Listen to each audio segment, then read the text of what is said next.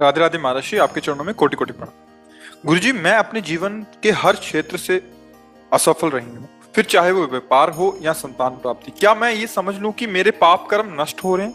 कृपया मुझे मार्गदर्शन। हाँ देखो, पूर्व के पुण्य और पाप दो कर्मों से मिश्रित शरीर बनता है और ये पहले निश्चित हो चुका है किस अवस्था में आपको कौन सा दुख मिलेगा, कौन सा सुख मिलेगा।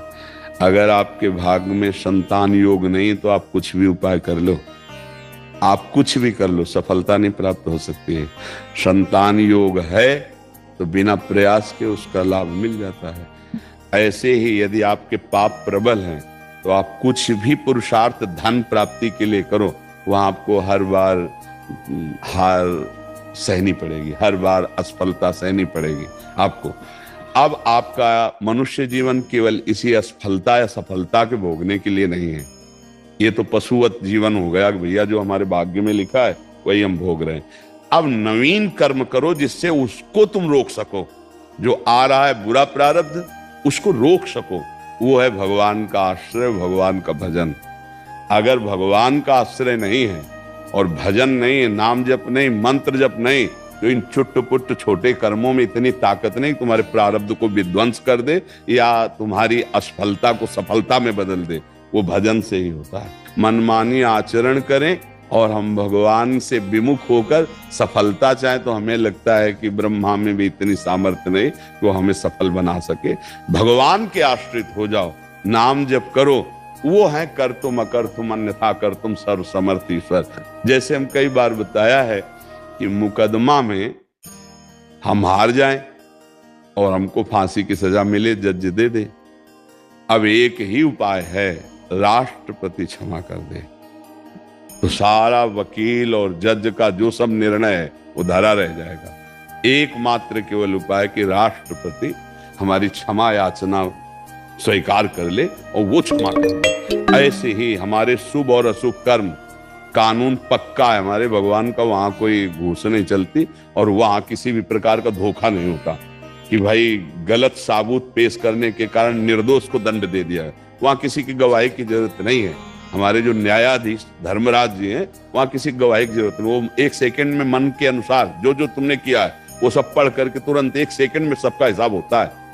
और वो जो हिसाब हुआ है उसमें कोई धोखेबाजी दगाबाजी नहीं, उसको कोई काट सके तो। जैसे राष्ट्रपति ऐसे भगवान है, राम कहो, शिव कहो, कृष्ण कहो, तत्व एक हैं, उनके नाम बहुत। अगर भगवान का आश्रय ले लो और वो क्षमा कर दें, वो कह रहे हैं सर्वधर्मान परित्यज्य मामेकं शरणं व्रज अहम त्वाम सर्व पापेभ्यो मोक्षयिष्यामि मा शुचा।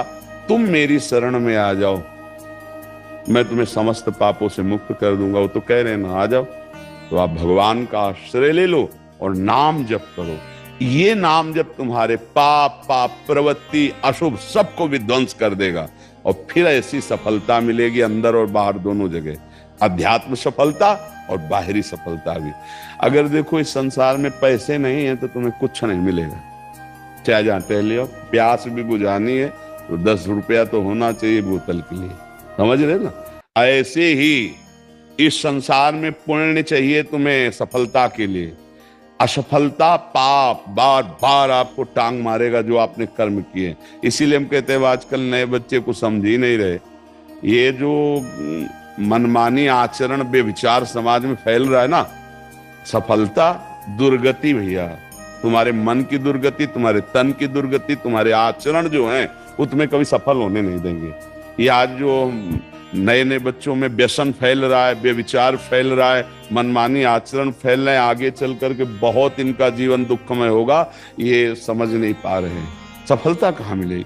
हम जन्म जन्मांतर से भगवान से विमुख होकर ऐसे आचरण करते चले आए, अब मनुष्य जन्म मिला है। देखो कितनी कृपा है कि आप ये संतों की सभा में बैठे हैं, आप प्रश्न उत्तर कर रहे हैं, आप अध्यात्म को जानना चाहते हैं, आप अपने उन कर्मों को मिटाना चाहते हैं, तो अब इस कृपा का आदर कर लीजिए।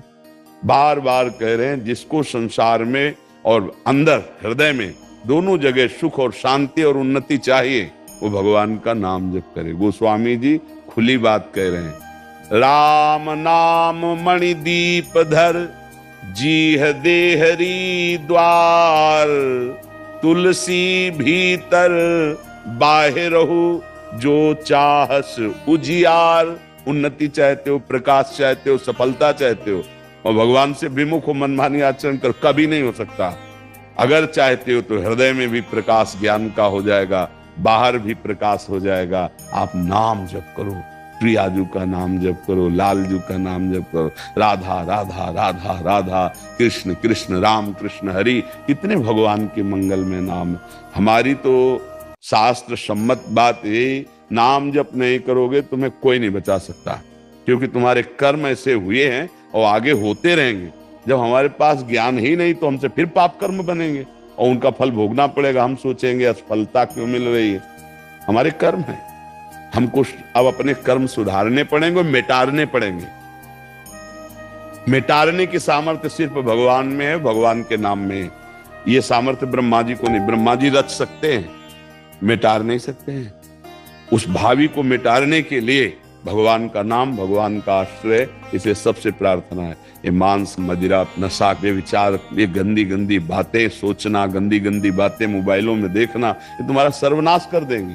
तुम्हें समझ में नहीं आ रहा, तुम्हारी आंतरिक स्थिति की धज्जियां उड़ जाएंगी, ऐसे आचरण बनेंगे, आप डिप्रेशन में पहुंच जाएंगे। आपका मन ही आपको दंड दिला देगा।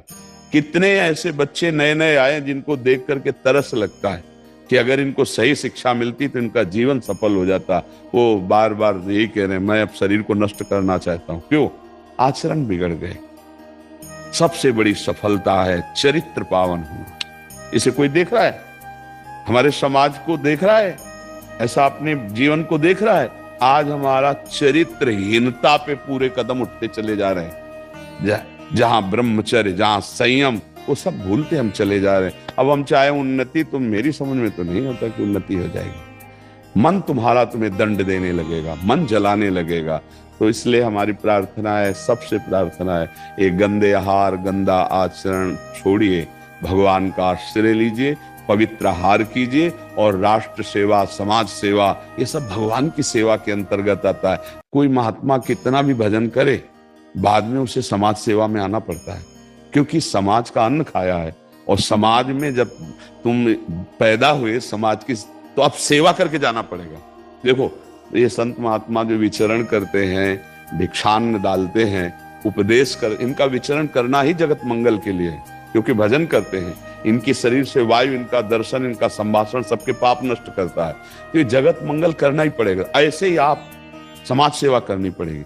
देखो कैसी बुद्धि खराब होती चली जा रही समाज की। बड़े बूढ़ों का आदर खत्म हो गया, पैसा बढ़ा, बड़े बूढ़ों को घर से निकाल दिया या अनाथालय भेज दिया।